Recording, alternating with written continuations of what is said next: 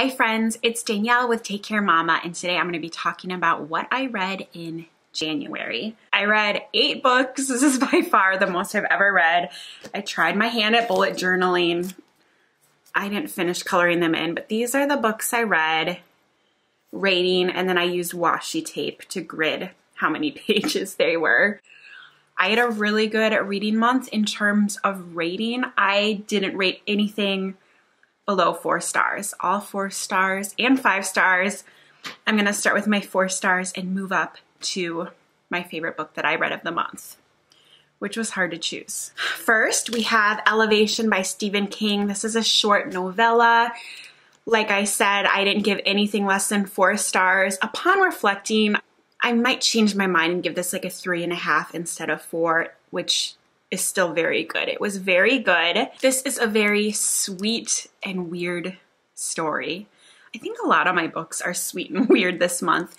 It's about a man who is losing weight at an accelerated rate. I think it starts at like 2 pounds a week and it moves quicker and quicker as the story moves along.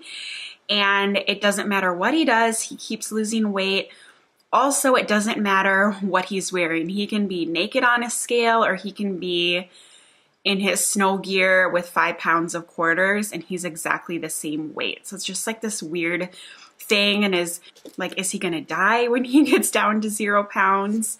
And there's also some small town politics at play. His neighbors are lesbians and own a restaurant, and people don't really like them, and so that's kind of intertwined as well. It's very good. If you're looking for just a weird short story, this is really good. It is not horror at all. Like, nothing scary happens. If you're new to Stephen King, which I kind of am, you might think all of his books are really scary. This isn't. It's just like a weird, quirky story. The next one is Brown Girl Dreaming. I didn't plan on reading this, I don't think. I picked it up because Books and Lala, which I will link below, has a buzzword challenge going on, and in January it was Dream. So you were supposed to find a book with the title Dream in it. Coincidentally, February, the word is color, so this would work for color as well. This is a memoir, Jacqueline Woodson, and it just talks about her experience of growing up as a Black woman, a Black child really, in Ohio, and then she moves down to the South and she ends up in New York City with her mother and siblings. And I'm not a huge fan of memoirs, but it was very good as far as memoirs go. I actually listened to this. I love listening to nonfiction as audiobooks, so I got both. And actually, I don't think I read any of it. I think I listened to all of it while I was working out and whatnot, and it is very good. Dark Matter. I have been wanting to read this for so long. It is a mystery thriller and all about like parallel universes. So the idea that there are multiple worlds where we exist if we had made different choices. And the hero, the main character in this book, finds himself in another one of his worlds.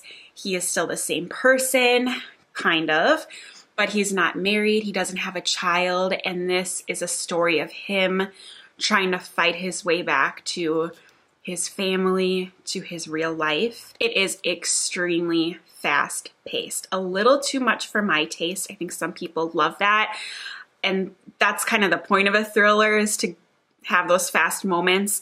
I like a little more of breathers in between. And the other thing, I think I would have given this a 5-star rating if I had read it when it came out a few years ago. I think this might have been groundbreaking in this theme, but since then I have read and consumed on Netflix or movies other stories like this of parallel universes, and so I think it wasn't as exciting to me as if I would have read it when it first came out. I would like to read more of his books though. Let me know if you have any recommendations. This is so good. I recommended this to my dad and I think he's reading it right now, and I can't wait to see what he thinks of it. Number 4 is The Practice by Seth Godin. Loved this book. I gave it 4 stars as well. It's nonfiction, and it is for creatives, and it's all about the practice of sitting down every day, no matter if you feel like it or not, and working on your craft. And that it's not about the outcome of our work, because we can't control the outcome. We can't control how it comes out, and we definitely can't control how it's received by our audiences, but we can control the practice. So kind of the idea that the joy is in the journey or the practice and not the outcome. It's kind of interesting that I loved this so much, because if we compare it to Elizabeth Gilbert's Big Magic, for instance, she, which is one of my favorites, she really believes and puts out in that book the concept of the muse or the magic, and that ideas are floating around and come to us. And he does not agree with that. He doesn't think it's magic. He doesn't believe in a muse. He thinks you can be in the flow, but that the only way to get into the flow is to sit down and do the work, and especially to sit down when you don't feel like it, because you can't get in the flow without sitting down and actually doing that work. And even though that's vastly different from Liz Gilbert's theory, they kind of say the same thing, that you have to commit to sitting down every day when you say you're going to and working on it. And that maybe what she calls magic, he calls getting in the flow. But if you distill their work down, they both agree, you just got to sit down and do it. I loved this. The only reason I gave it a 4-star instead of a 5 is I think it could actually have been shorter. It was already a short book, but I think it could have been shorter, and that would have served him. And then lastly, just a preference thing, I'm really picky on the size of chapters. I don't like when they're too long, and I don't like when they're too short, and these little snippets in here were too short for my liking. But I loved this book. I want to buy my own copy to have, and I'm definitely going to read this again. Moving on to 5 stars, Anne of Green Gables. I already gave that back to the library. This was so fun. I am not a big reader of like happy-go-lucky books, but this was so fun to revisit. I grew up watching all the movies, and it was just a happy read, nostalgic, back into my childhood. I both read this and listened to it on an audiobook, and it was fun to go back and forth. And if you want a good story to revisit that you're familiar with, I really recommend picking up Anne of Green Gables. So fun. The 6th book I did not plan to read, but I had some extra time, and I'm so glad I did. The Alchemist. This has been on my list for so long, and it's nice and short. It is 160 pages. I loved this book. The 3 that I'm talking about now, they all could be my favorite. It was really hard to decide. I love this so much. It is a fable. I love fables. It's about a shepherd boy in Spain. He has a dream about a treasure waiting for him at the pyramids in Egypt. And then he meets a mysterious man who kind of tells him to go for it. And it's just his story of getting there. It's very new age-ish, lots of new age themes and magic. Not overtly magic, but just a fun fable. I love, love, love this. I'm not one who needs to own books. As you can see, a lot of mine are library books, but I found this as a used book, and I'm so happy to own this one because I definitely want to revisit it and lend it out. I really recommend this book. The next 5-star, number 7, is The House in the Cerulean Sea. I gave this back already. I read this as a digital book. This book is kind of hyped up on booktube right now, and I'm so glad because I don't think I would have picked this book up otherwise. It's not really usually my thing. It's fantasy, a little YA, I think some might argue, and I loved it. It is just a sweet, precious story. This is about kind of a dystopian time, And there's a man, and his job is to visit orphanages where children with magical powers live, and to kind of make sure that they're following the rules that the government bestowed upon him.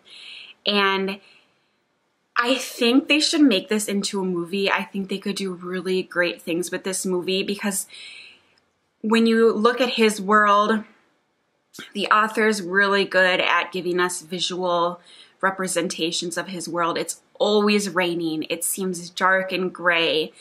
His office is hundreds of chairs and desks in a row, and he kind of has to move his body through other people to sit down. They're not allowed to have any personal things on his desk.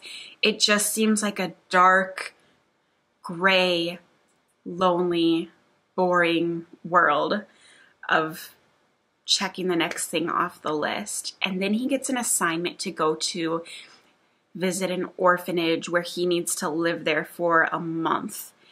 And we get there, and it's bright and beautiful and weird. And these children, their characters are so weird. There's like a jellyfish character.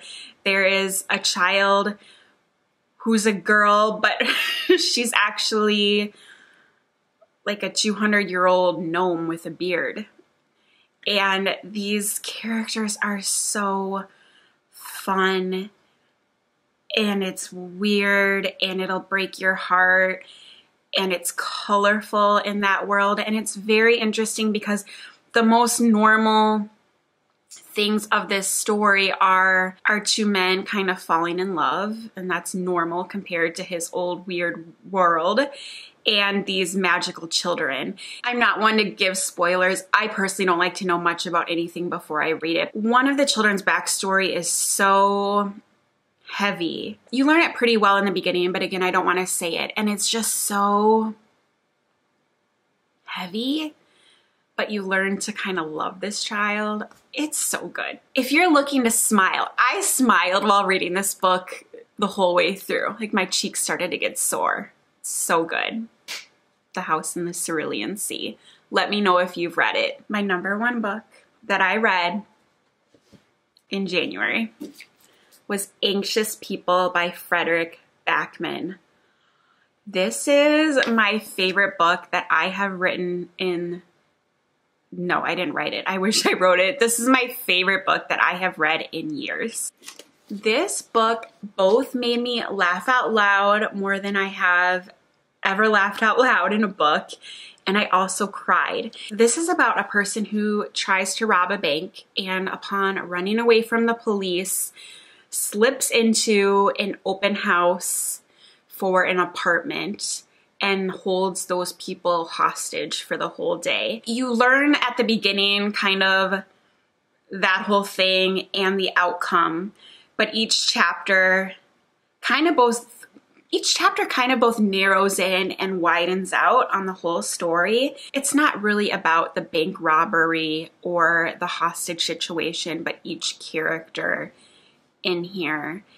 And like I said, it's just both beautiful and funny and sad and weird. It's so weird. My favorite characters are an older couple who are empty nesters, and they are trying to kind of figure out their life as retirees who don't have children in the house. And the wife does something so bizarre. Like, I don't even know how this author thought of this situation. And you're just like, this is so bizarre. And then you learn more and you realize the motive behind her actions of this totally weird thing that she did. And you just cry because it's out of love for her husband, and it just breaks your heart into a million pieces. This is so funny. It was so good. The pacing was perfection for me. I drank this up, and this is the only thing I have read from him, but I just went on my library and requested every single thing he's ever written. I would love to read what he wrote in high school. I would love to read what he wrote as an 8-year-old. It was that good. Let me know if you have a favorite by Frederick Backman. So that is everything. I will list and link all the books in the description box below for you. Considering my ratings, I'm so happy with this month and I'm excited to move on to February. I will be posting my February TBR video shortly. Thank you so much for watching. If you like this content and are not subscribed, I would love for you to stick around by hitting that subscribe button, and we will see you next time. Take care.